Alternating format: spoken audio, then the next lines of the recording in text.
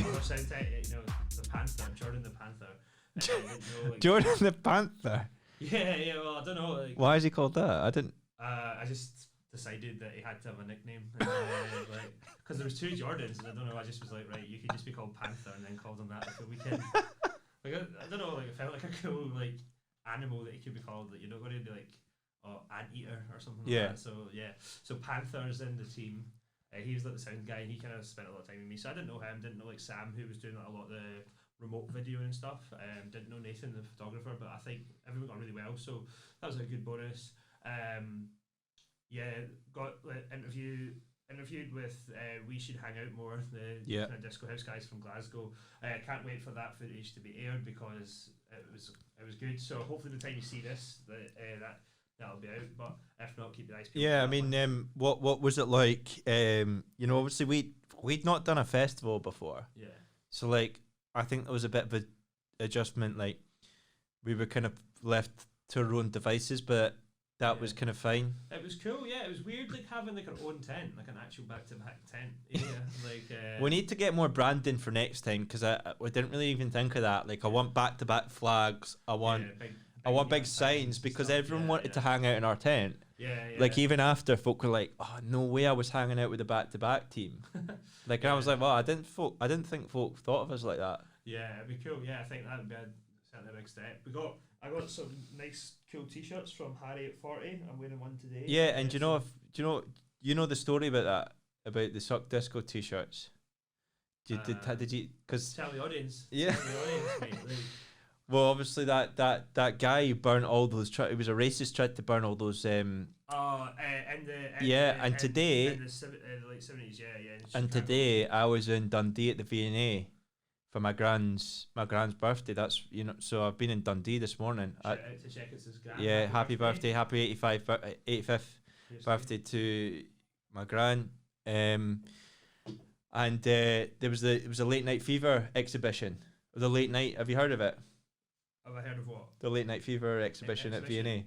Nah, I've not. But again, tell us that. Well, yeah, no, it was all about the sort of creation of disco, and that I should have been wearing that because that's what it says.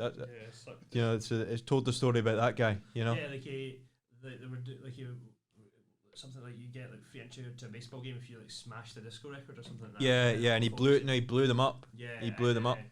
Because disco had been like I think always the kind of like charts like high on the charts, but obviously it's a lot of the black people liked and stuff, and then like I think the year after that happened in 1979, only one disco track went to number one. Yeah. And the years before that, there'd been like several disco tracks, and they were all at number one and stuff like that. So yeah, that was like a big thing. The guy was one of them. Oh, I swear I wasn't racist and stuff. I just hated the disco genre. But how can you hate it though? I remember I even done a club night called Late Night Fever. Back in it must have been quite a few years.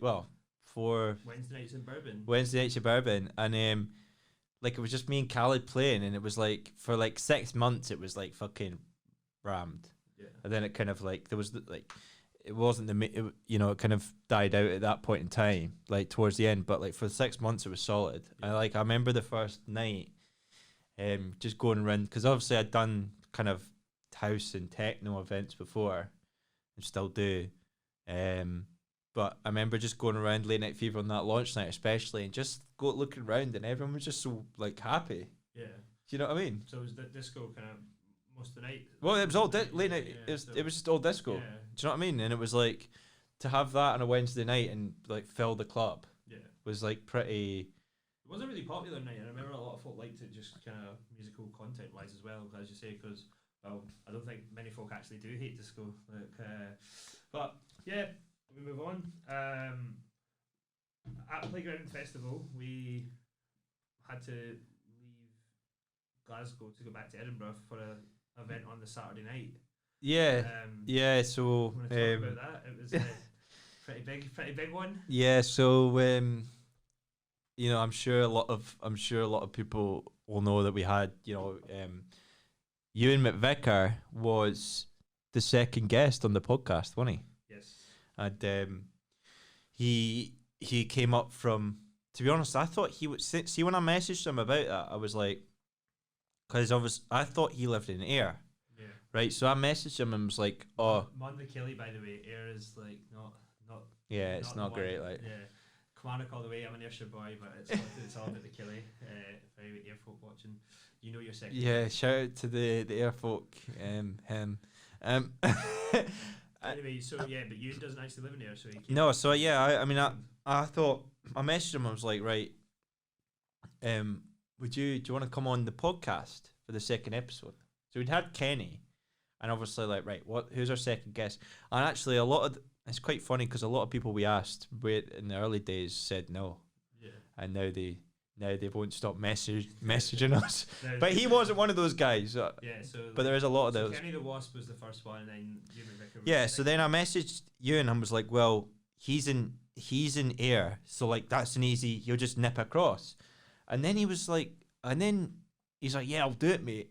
And then he's like, oh, I'm gonna get a train up. He was actually living in Shropshire, which is, I mean, you can't get much. I mean, that's fucking. You can't get much souther than that. Yeah, that's I mean, that's way down. And it's not even like. So like the train's about 7 hours or something because he has to change. Aye, because you're not just good. Yeah. And to be fair to him, he came up all that way for the podcast, and I didn't know, and I was like, look, well, that's commitment, and do you know what? It's paid off. Yeah. Because look where he is now. Aye. And then obviously he came on, and then after that, like we done this. That's when we done the first police scene. And everyone knows about that.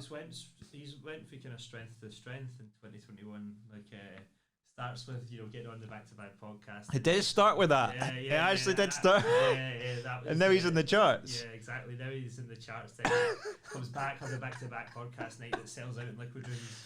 The viral video. Lewis, our video producer, got a really good video of. Yeah, but I mean, the class thing was after that podcast. Like, obviously, we were speaking to him, and he was like, we went and filmed the police scene, and obviously that just because he starred in it as well, like being like he was in my car, and then I was like, right, fucking get out the fucking motor. Gets out, then he sprints off, and then obviously that went mad, and then that day we're like, right, we'll get you on. I think even said it on the podcast. I was like, right, let's get you back up for a show. And then I went and booked him, like just for a reasonably pretty cheap price. I'm not going to reveal what it was. Yeah. But like it's definitely not what he's on now. Yeah. I'm sure when you have a song charting, your fee might quite rightly go up. Because I saw him. He's a full-time DJ now. He's just left his job. Yeah, he's just left his job. And then that going back to the Playground Festival, like obviously we were booked to play Playground. Well, not to play it, to do the media. Next year.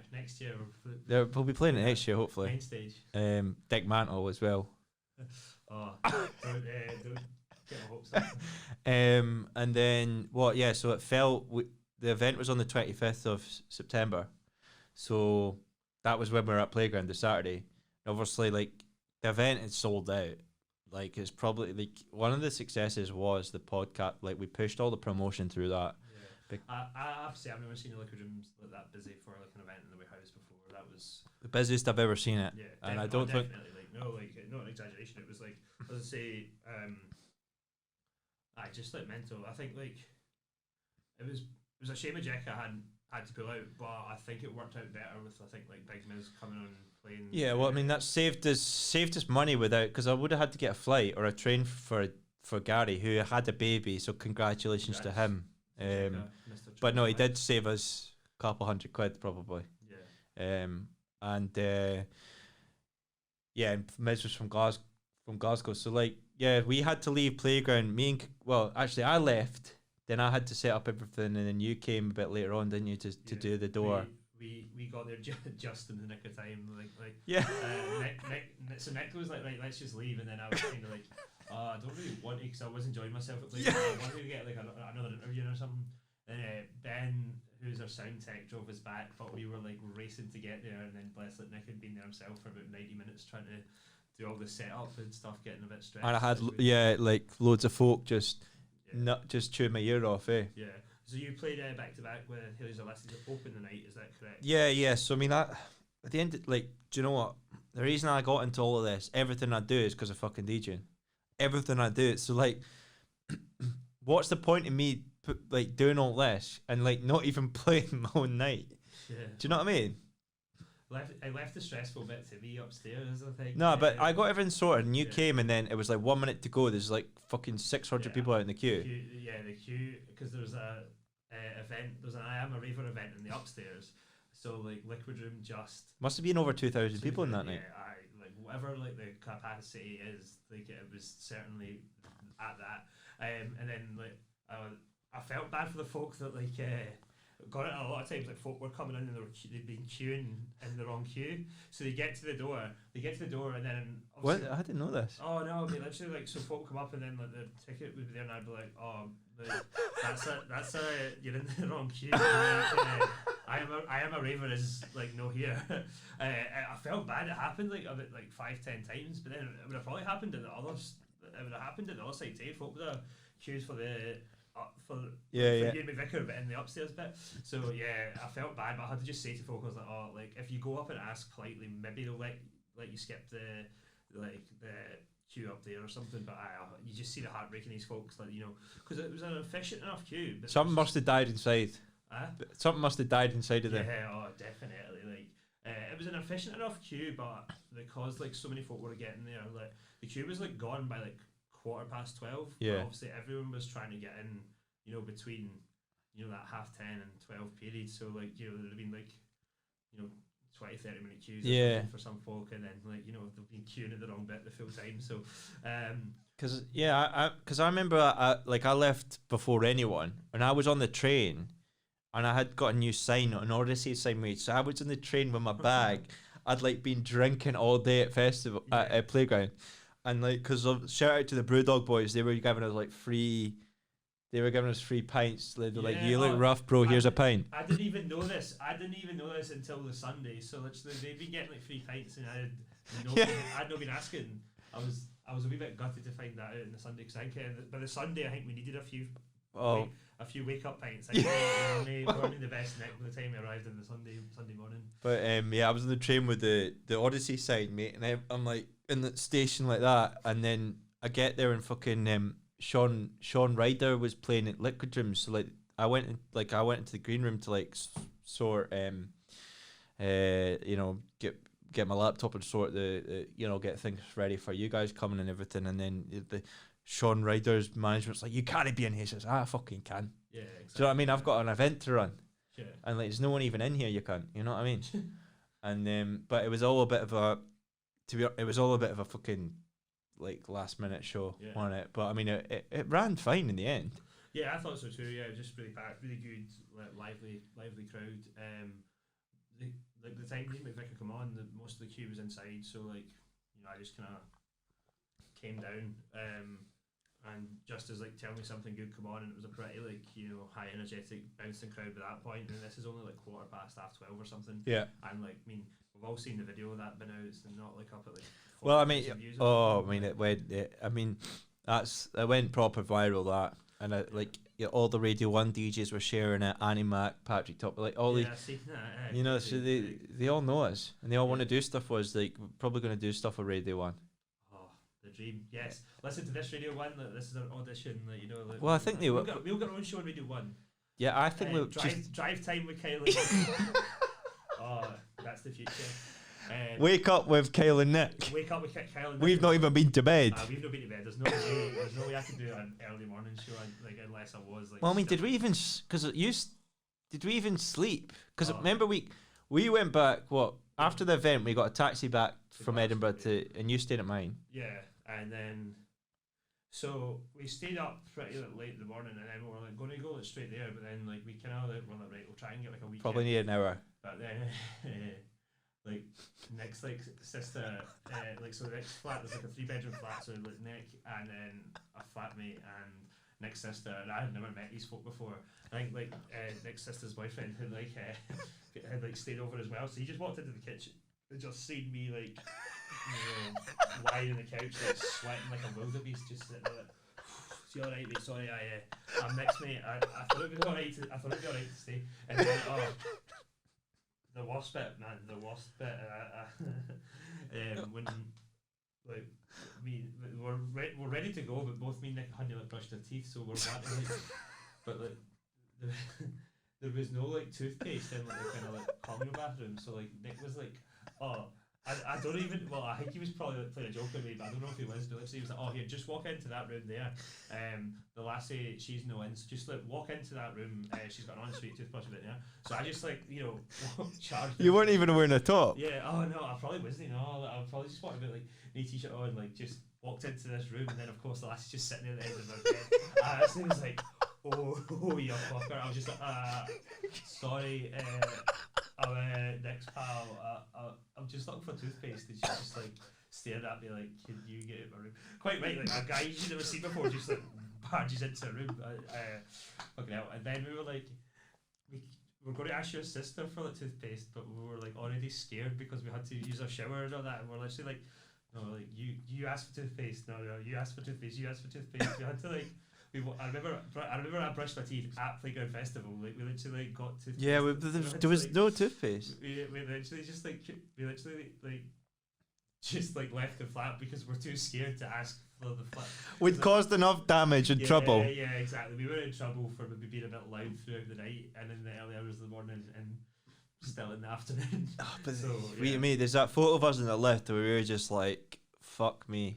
Nah, we're still handsome though. Yeah, no, we're still looking good. And I think we just turned up, and I was like I'd like was just walking towards, and then I just seen the Brewdog boys, and they'd been on it as well the whole weekend, and they're just like, "Come on," yeah, and they just like, here's a pale ale, you know, and then we just like, I mean, we went hard, and then we ended up going to Carl Cox on the Sunday night. Yeah, that was it was a long weekend. It certainly was I remember just being freezing, and then it was pissing it because it was pissing down, and then we were shivering, and then I had to go and I went to 40. Big shout out to 40 Clothing, who gave me a whole. Actually, they gave me this hoodie. This is the one. You changed your entire outfit.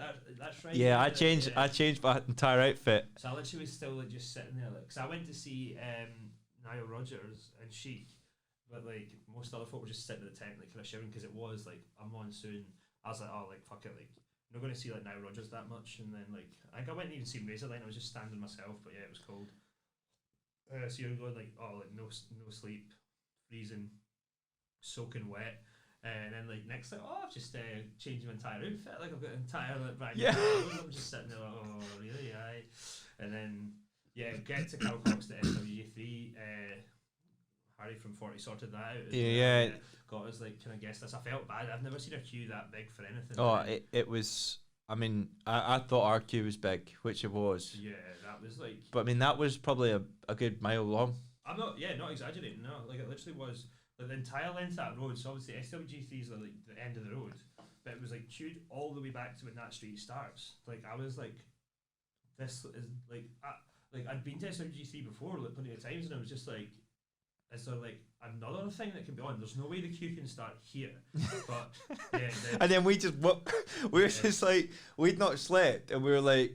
Just like literally only decided to go about 5 minutes before, and then like ended up getting that. Although the best bit of it was like we didn't know if we were going to get the guest in. No, like some folk got guest in, and we're trying to add. This is no, not you. Yeah. But then we get in this taxi, so our taxi split in two. Like some of the 40 guys, and then like we were in this other taxi. So we get in, and then the parties at the Playground Festivals at Brook and Glen Park, kind of like Newton Main's kind of gift night, right?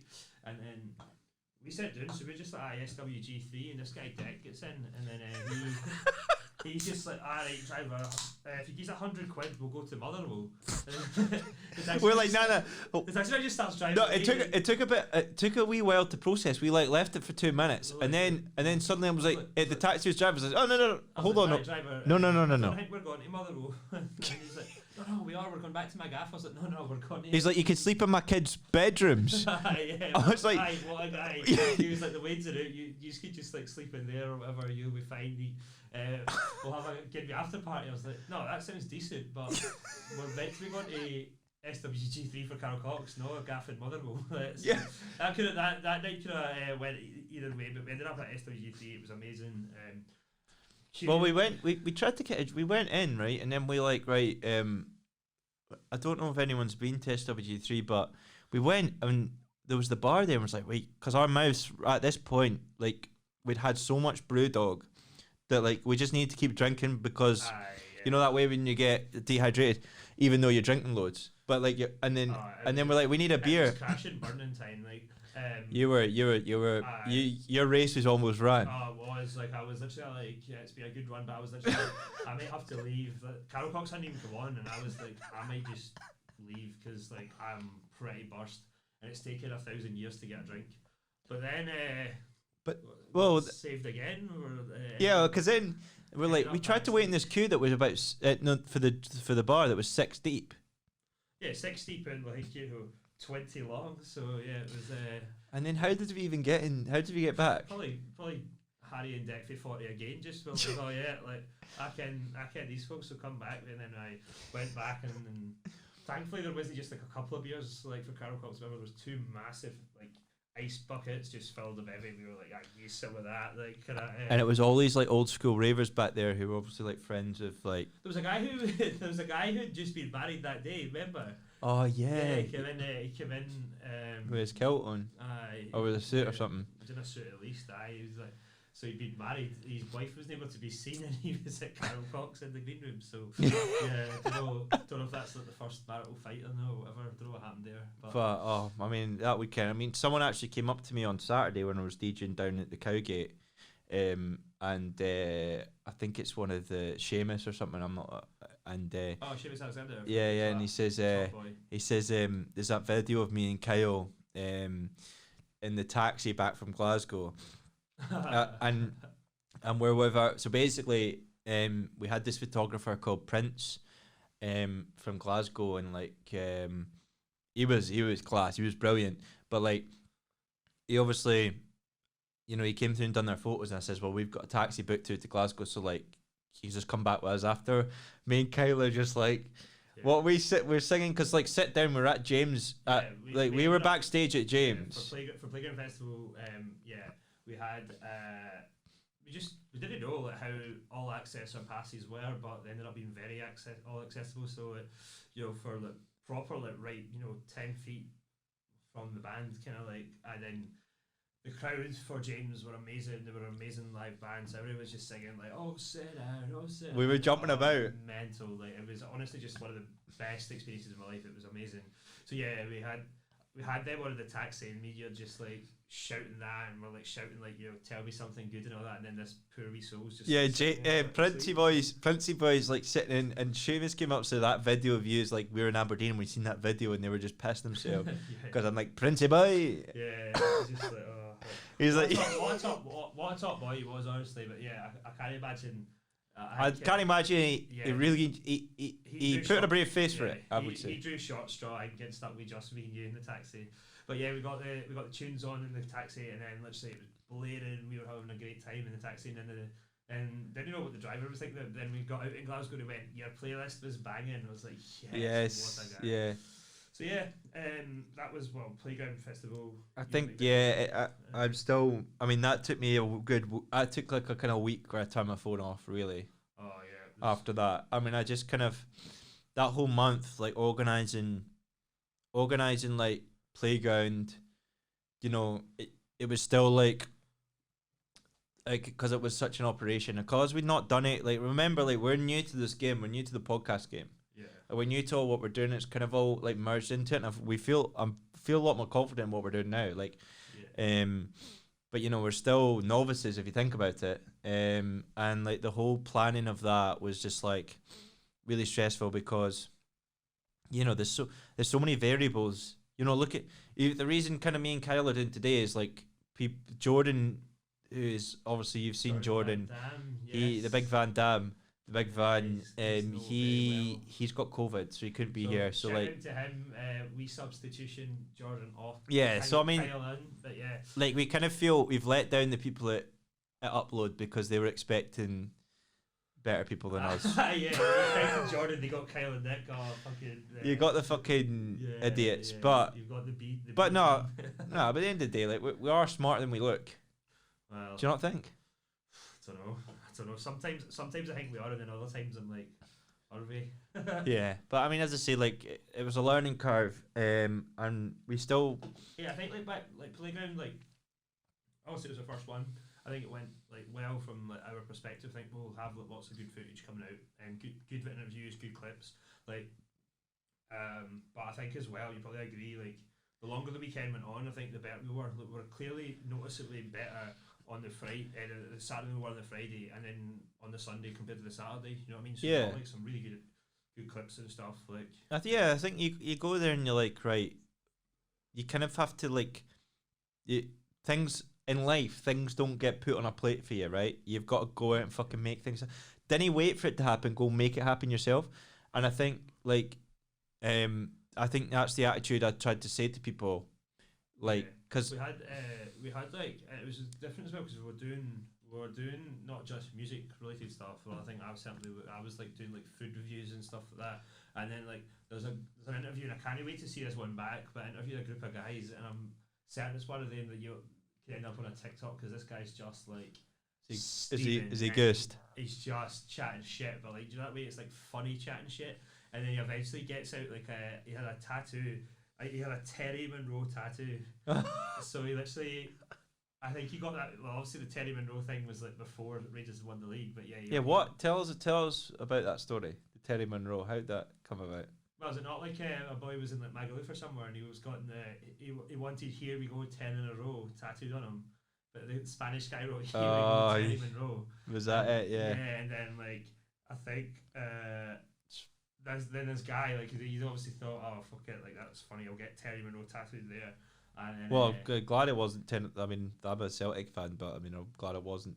You'd be glad it wasn't fucking 10 in a row. Yeah, oh yeah. Because that never happened. Yeah, Terry Lennon fucked it. Least, but yeah, so yeah, I'd like to see that the clip of that guy back. But yeah, got lots of like crowd interviews and stuff like that. I remember like one of the first ones I did was like, you know, these folk on the Friday, and they'd all like dressed up and all that. And they had like cowboy hats. And they were a bit like older than like, you know, us, but like they were good chat. So yeah, it'd be kind of cool. I think it'd be cool like. Just to see like it'd be cool to see the interviews back. Obviously, I'm looking forward to see like Joe's interview with Kathy from Sister Sledge. I think that's like. I mean, that's a big one, isn't it? That is a big one. Yeah. I'd say behind what we're doing today, me interviewing you and vice versa, I'd say Kathy Sister Sledge might be the next biggest names on the. Although people get the inside scoop was, you know, we're honest. We're not media trained, but you know that's probably a good thing. Yeah. If you know what I mean. We don't try to just be like a reporter, like it's a bit different. Like I think beers and chat and shit. I think. I do genuinely think like people are interested in. I mean, you might not be. This might not get any views, but nah. But like, I do think I quite like telling the story about how it all came about because it wasn't like the Back2Back podcast was a vision and it was like this is like it could go really big just because of like the Scottish humour side of it as well as like. Having like a big team of like people that we're all pals and we all get on, but then everyone brings something different to the table. If you look at the different presenters, like everyone's got their own style, and I think that's important.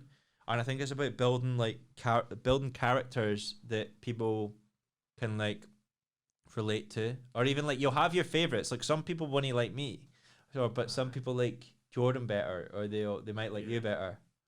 We need it. Somebody with West Coast voice, I think. Like, yeah. I hear Jordan talking. I think it's like, he's so east. Yeah, and like Joe, for example, and Frank. You know, Frankie works for fucking BBC. Yeah, exactly. Do you know what I mean? She actually works for them. Yeah, and like, exactly.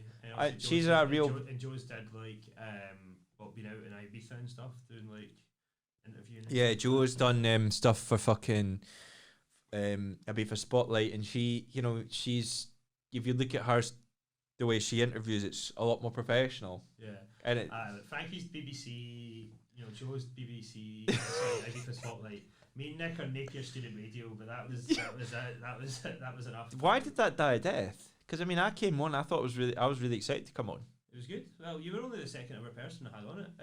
Well, I'm just not at uni anymore, so like I don't have access to the studio. So obviously it was like wasn't quite like the same as this, but like because it was just a radio studio, but it was still like pretty like Yeah. professional. So it was a good wee recording studio.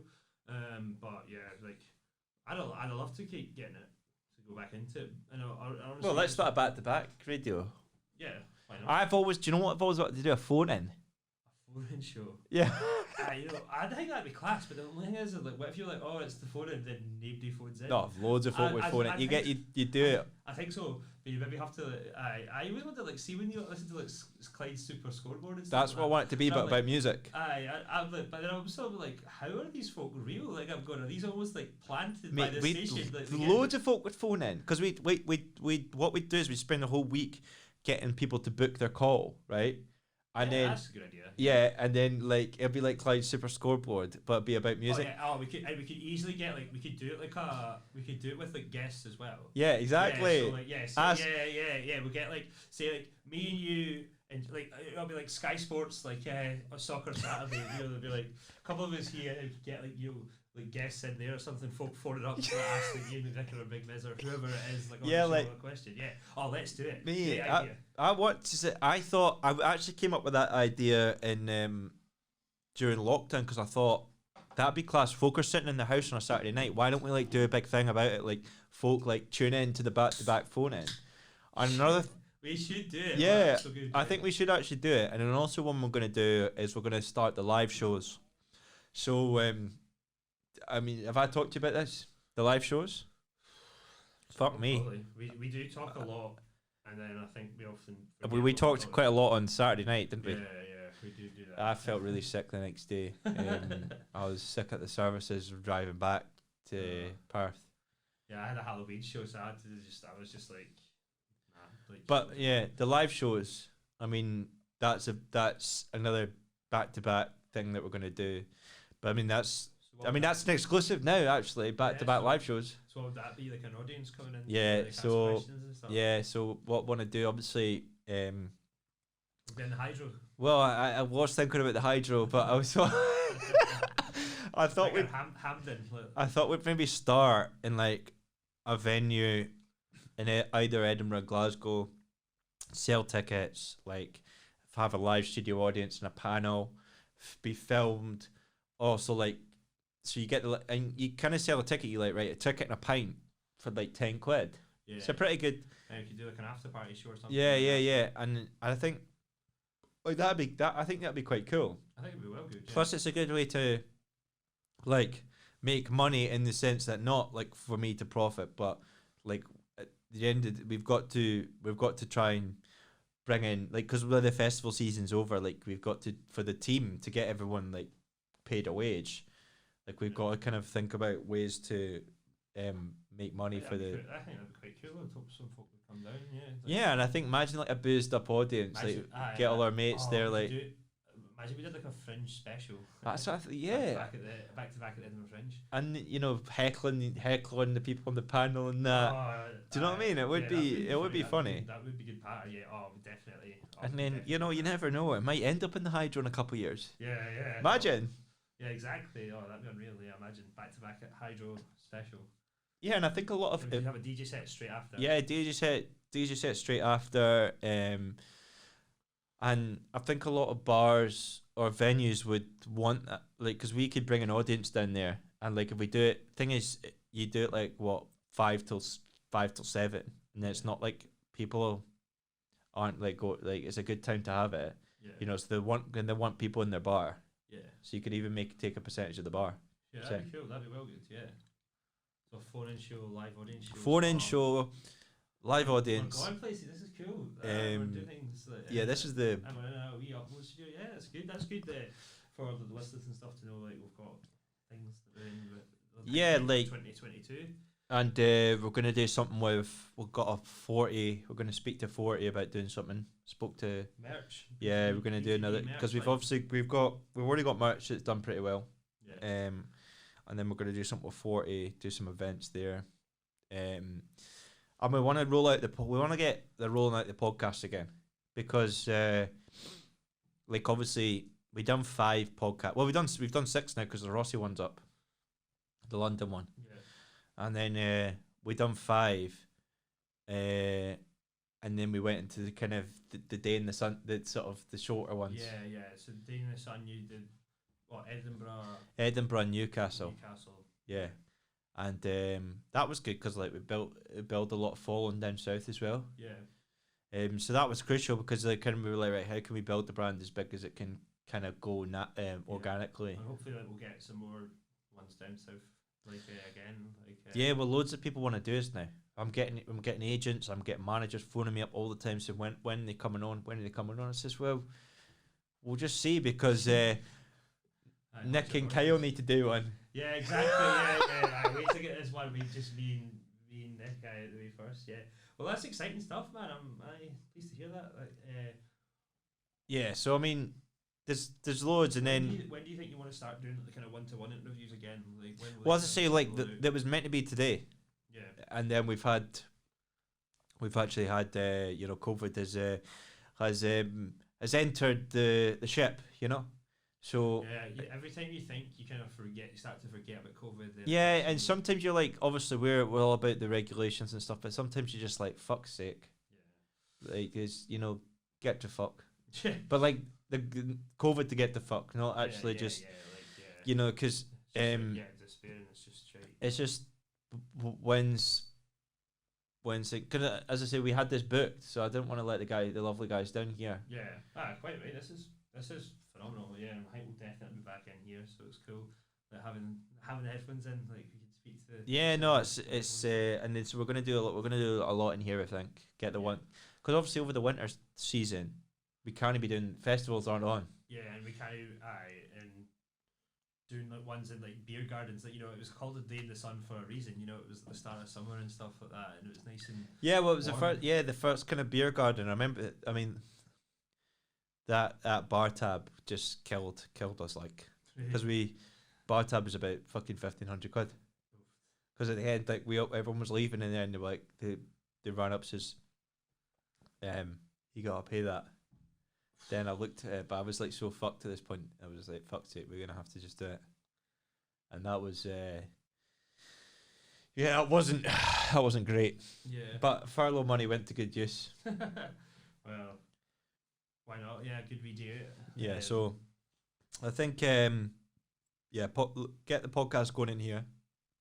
Be interesting to know what actually people like. In a sense that do they like the festival stuff or do they like the podcasts? Yeah, well, exactly. And I got a bit of I know some of the interviews are like between 90 minutes and 2 hours long, and then obviously some of them are like a lot shorter, just like short and snappy, like 10-minute ones. So yeah, lots of different content. But then I think that's good as well, like having a variety of things. Like when I interviewed We Should Hang Out More guys, that was meant to be like a 10-minute one. We ended up chatting so much shit. It was like nearly 35. We need the Rennies in here. I know. I drink the Rennies. But then that could have easily been on for like another longer. So I'd love to have them back and do like a more extended one. But then that gives you the variety of like a shorter one, a longer one, what like, folk can sit and listen to and stuff. So yeah. Yeah, no, exactly, and like we know the scope in terms of like what works well on the socials, but it's like kind of transforming that into we're all about the music as well, and like that's as I said to you before, DJing is what I love. The reason I do all this. So like, musically wise, you've got something else to tell us about. Oh yeah. So slightly different from the podcast, but like take it over. Yeah, so I mean, so basically I've been working on this this idea, concept, whatever you like, for about 2 years. So it's like this new venue, club space, event space, whatever that I am launching next year. All day parties, right in the centre of Edinburgh. They couldn't get any more central. And I'm so excited about it because like I've ran parties for years. I was done my first event at 17 at Ice Factory, and then came through to Edinburgh, started at Mash House, moved to Cat Vol, then to Liquid Rooms, and booked people like Scream, Patchy Topping, Gorgon City, like George Fitzgerald, all these guys that are like they're class and they all done really well. But like as a DJ, like the stuff I really, really like I'm talking like the mixes I listen to, the tunes I like dig as a DJ now.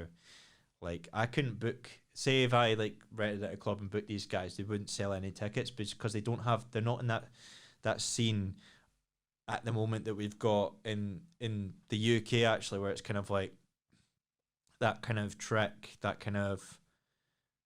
It's hard to really describe what the actual sound is.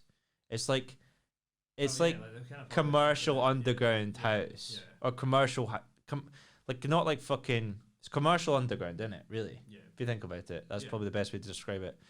And like that's just not what I'm about, really. Like it's not that I don't like it, but I'm like, I want to do something that I've always dreamed about, and I've kind of like come up with this idea. I'm like, right, this is the way this could work if I kind of do this party where it's about the experience, right, and it's about the venue, and it's about creating this thing where people go and it sells out every time because of the vibe, and like they go to this place and just like, this is amazing, and it's not about who plays. So they're not going to see it, like they go and they know the music's going to be amazing, and they go and they get blown away by this stuff, right?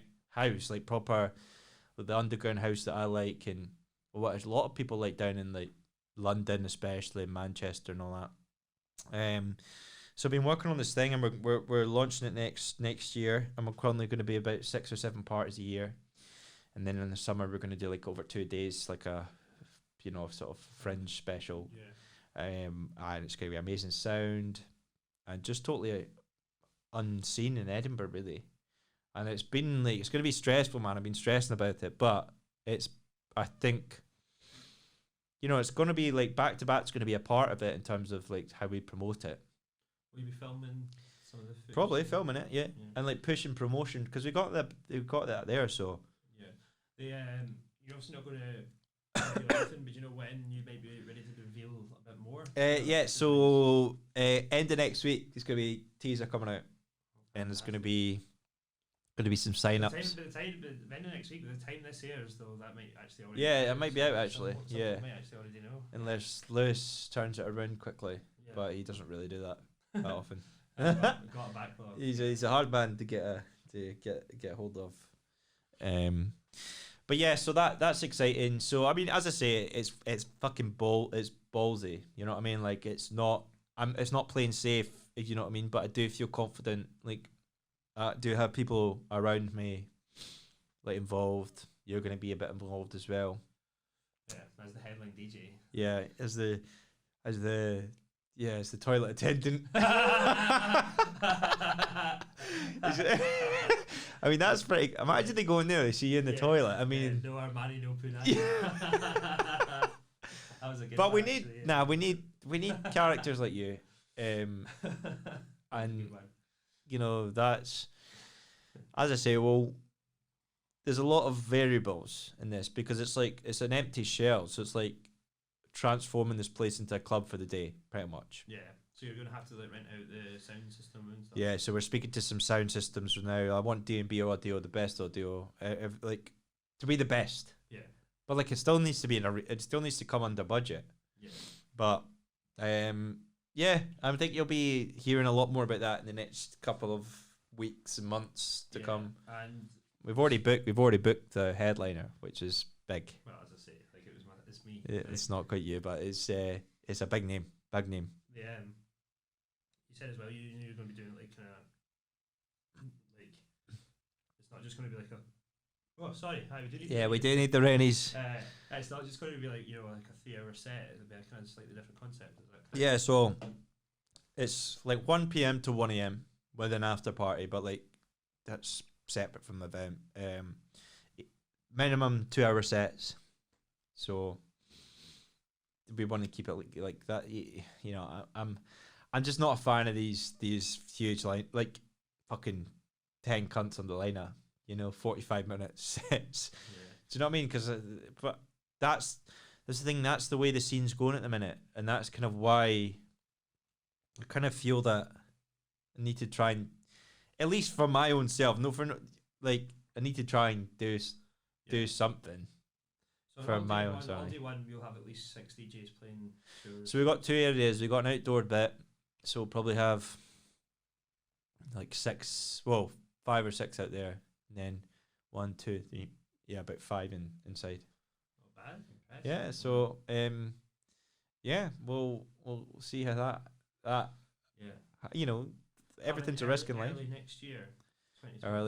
Very early next year. Oh, can't wait. I'm sure it'll fly in. I suppose it's starting November, December, and then it's already. Yeah. So we got to get moving on it, to be honest. Yeah. But yeah, well, I mean, what else have you been up to? Me. You're running Hector's in a minute. Yeah, I'm the event manager for Hector's. It's been going pretty well, like since the students come back and stuff. Really enjoying that. And then obviously our sister party Club Nack's running. Like that. We've had some really Hector's is obviously the kind of student unite, but then Club Nack's on a Saturday. So enjoying that. It's my full-time job. So it's better than I don't know what else I'd be doing. With myself. I think Until we go international, and then you'll be international reporter. But I like it so much. Like it's just better. I don't have to I don't really know what else I'd be doing because I've been doing it so long. And then it's good. It's good, and I say I get to see some really good sets and be a part of it. I almost sometimes I'm for example, the day the clubs reopened, Monday 9th of August, we had Transwax and Labelle, and it was packed to the core, and it was brilliant. But I was almost I wish I was in amongst this almost, rather than being the event manager and having to kind of run about a bit and take videos for social media. I really just wanted to be in amongst the crowd. Yeah. I feel you with that. So good. And then we've actually got Transwax coming back, and that'll be the November one. So really looking forward to that. Bradley Zero played a really good set as well. Played a lot of 80s edits and stuff, and then he ended his set with Inner Smile by Texas, and it was just proper going off. That's kind of what I do. So I'm full time in the music scene. Then I DJ chart music in Pilgrim on a Friday night. A wee bit of a change of scenery from Back2Back and Hector's and Club Nack, kind of actual underground music. On a Friday night for about 4 hours, I can get pretty bonkers in there, no? Yeah, mate, honestly, see when I play Come On Eileen Back2Back, Sweet Caroline Back2Back 500 miles, the place just goes off. So it is folk lose their minds, Yeah, I mean, don't get me wrong, it's just funny because it's a change of what it's a bit better. Yeah, exactly. you have partnered with it. I mean, don't get me wrong, I get asked I'll start at 9, sometimes I might start at 8, and I'll come up and get asked for requests, and some of the songs folk ask for are just stinking, and then have you got this song that no one's ever heard of? So we play at tunes and it'll be going off, and then someone will come up with it. Oh, can you play this shite song? And then you're no. And I usually just tell them, I don't have it. I'll see what I can do, but you never do it. Aye. But then see when folk come up and ask for a song, and I'm nah, I'm not going to play that. And then then they stand there and they just go, oh well, what about this? And I'm nah. Oh, what about this? And I'm nah. And it's well, you're not the DJ. We don't need requests. So why is Paddy phoning me when I'm on the podcast? Paddy DeRego phoning on the we're on the podcast. We're on air, and he's phoning you. But shall we wrap it up? I think so. I mean, I hope. That, we're shite. Come on. Or are we? That'd be one for are we? Yeah, this might be one for a 10 views or something. It's just us showing folk.